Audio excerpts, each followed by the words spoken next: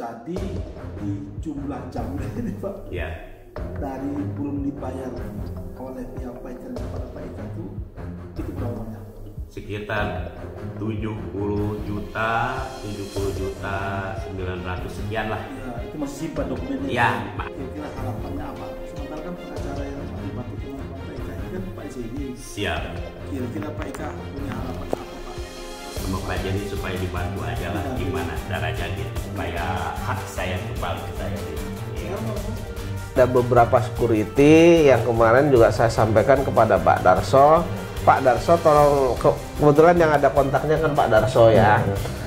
Pak Darso, saya bilang tolong minta itu teman-teman yang memang belum dibayar, apakah itu security atau yang lainnya, tolong dokumen-dokumennya agar dikumpulkan begitu. Jadi saya nanti setelah dokumen sampai ke saya itu nanti saya akan pelajari, terus kemudian langkah apa yang harus dilakukan itu kan nanti kita tentukan. Oke. Ya. Baik. Setelah muncul Pak video tersebut Pak, nah ternyata kan bukan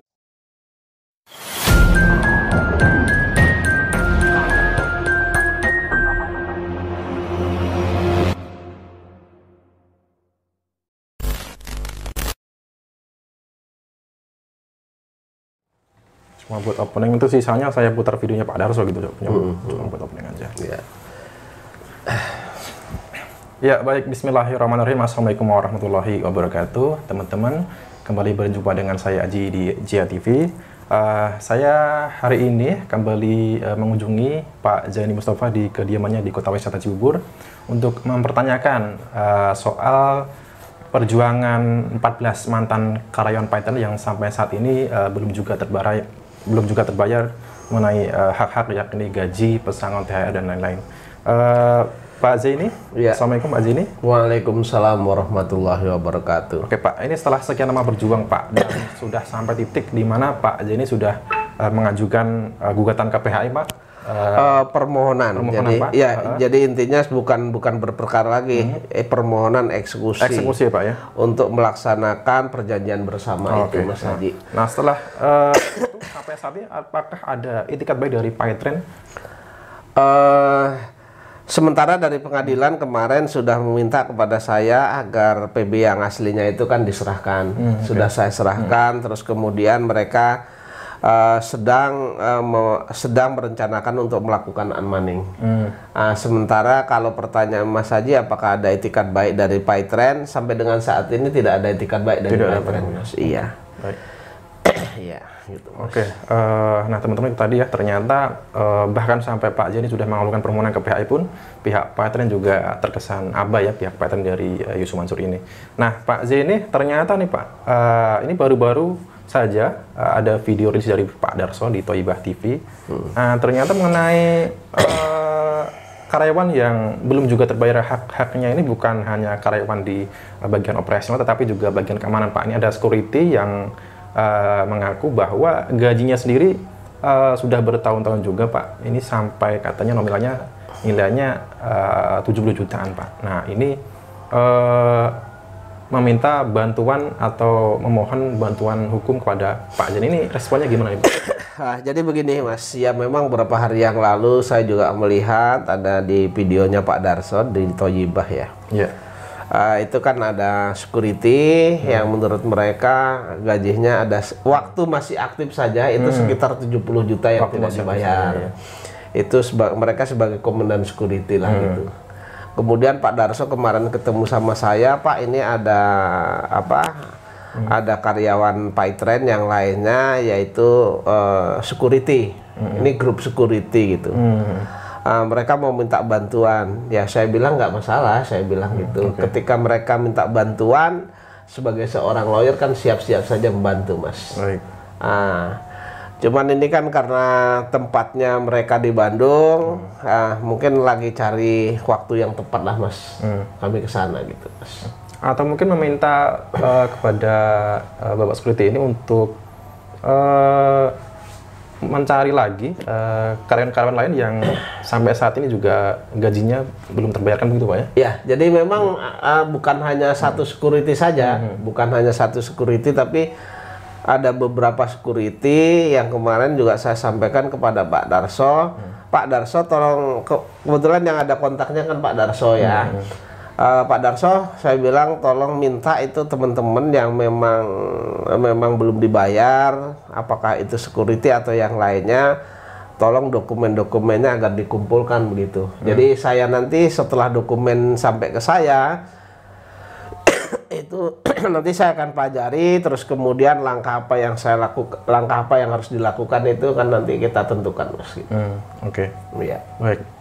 Setelah muncul Pak video tersebut Pak, nah ternyata kan bukan hanya dari sisi karyawan yang bagian operasionalnya, ternyata ada security saja itu tidak tergaji Pak, tidak dibayarkan hak-haknya di gajinya. Nah ini tanggapan Pak Jeni gimana ya Pak? Iya, menurut saya begini, memang sebagaimana saya katakan bahwa bukan menduga lagi ya, sesuai dengan dokumen yang ada sama saya. Kemudian dokumen itu siapa yang mengirim saya juga tidak tahu. Tahu-tahu sudah berada di rumah saya dan mereka mengatakan dokumen itu setelah saya pelajari, kemudian juga saya minta teman yang ahli di bidang akuntansi ya, ada 2 orang. Itu memang ada pengalihan dari keuangan PayTrend itu dialihkan ke tempat lain.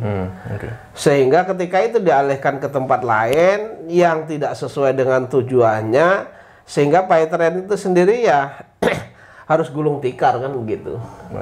Nah, ketika ini gulung tikar, efeknya ketika keuangannya dipindahkan untuk keperluan lain, tentu yang menjadi korban tentu adalah perusahaan efeknya ke karyawan itu, termasuk 14 karyawan, terus kemudian ada beberapa karyawan yang minta bantuan sama saya yang juga saya suruh kumpulkan dokumennya, kemudian muncul lagi security ini ya akibat dari menurut saya akibat dari kesengajaan pengelola PayTrend itu mengalihkan uang PayTrend itu ke tempat lain sesuai dengan dokumen yang ada sama saya ya. Oke, itu ya, yang sudah Bapak sebutkan kemarin Pak. Dan itu siap saya bisa ledakan nanti. Baik. Tinggal nunggu waktunya, waktu yang tepat, kemudian waktu yang tepat akan saya ledakan nanti. Ya, jadi ini Bapak Security ini juga turut menjadi korban terkait dengan adanya penyelewengan dana PayTrend yang digunakan untuk keperluan yang tidak seharusnya Pak ya oleh owner tersebut ya Pak ya, owner PayTrend ini. Jadi posisinya kalau melihat saya di sana adalah organ dari perusahaan itu mengalihkan dana itu untuk keperluan tempat lain. Sehingga menurut saya ini adalah suatu kejahatan ekonomi. Dan bisa ketika mereka sudah mengalihkan untuk belikan tempat lain, ini tindak pidana TPPU-nya masuk Pak. Tindak pidana pencucian uangnya masuk gitu. Dan siap saya ledakkan kok Mas. Baik. Tapi memang saya nunggu waktu yang tepat kan begitu karena iya nunggu waktu yang tepat. Oke. Baik Pak, kita langsung saja Pak putar video dari Thoibah TV yakni mengenai dengan pengakuan Bapak Security yang sampai saat ini ternyata gajinya juga belum dibayarkan oleh pihak PayTrend atau ownernya yakni pihak Zaman Nur Khotib Mansur atau Yusuf Mansur. Baik, kita putar video teman-teman. Oke Pak. Ya. Ini selanjutnya. Udah bubar semua. 6 tahun itu, terus Pak Eka 2 tahun terakhir, sekarang 3 tahun ya? Iya. Itu gaji Pak Eka belum dibayar? Belum dibayar, cuma dibayar 1,5 juta gitu. Selama 2 tahun terakhir? Iya. Maksudnya kalau 2 tahun terakhir itu PayTrend masih ada, tapi Pak Eka juga masih bekerja? Iya, masih bekerja. Itu pun sudah tidak dibayar? Malah pernah yang kalau nggak salah itu 4 bulan, 3 bulan ya, nggak dibayar sepeser pun pernah.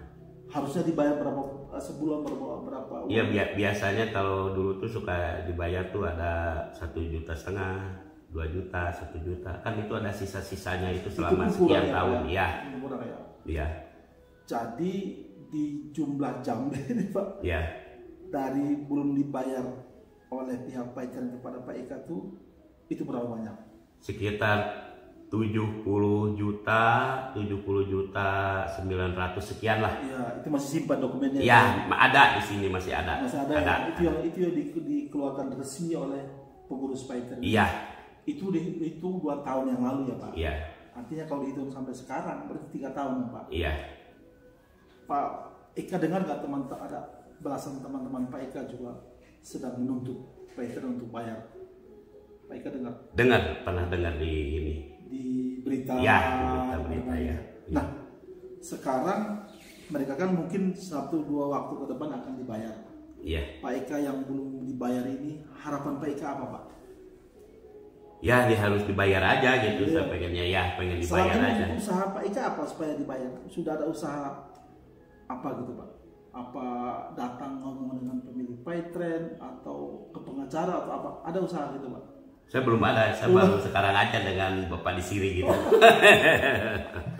Insya Allah, Pak Eka kan banyak yang bantu kita, Pak Eka. Siap. Pak Eka kira-kira harapannya apa? Sementara kan pengacara yang lagi bantu teman-teman Pak Eka ini kan Pak Zeni. Siap. Kira-kira Pak Eka punya harapan apa, Pak?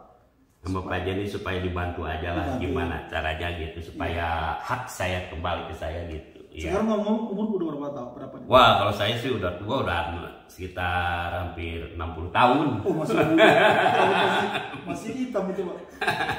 Udah punya cucu, Pak? Udah 5 saya cucu saya, iya. Udah 5 cucu. Dari anak? 3. Anak 3. Iya. Istri bekerja?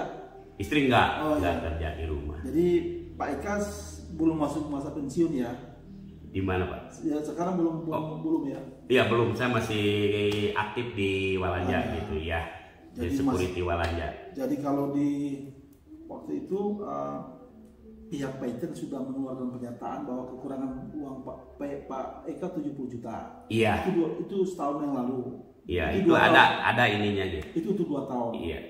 Tapi kalau sampai hari ini berarti sudah 3 tahun. Iya. Sudah lebih dari 70 juta dong, Pak. Iya. Andai Pak Eka dapat uang itu, kira-kira uang mau dipakai buat apa?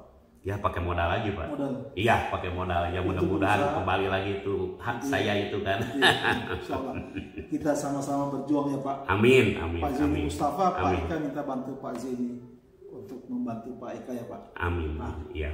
Terima kasih banyak Pak Eka, waktunya saya udah ganggu di siap. Di sela-sela waktu Pak Eka bekerja. Siap. Oke. Siap, Pak. Oke. Selamat melanjutkan pekerjaan ya, Pak. Siap. Oke, foto dulu, Pak.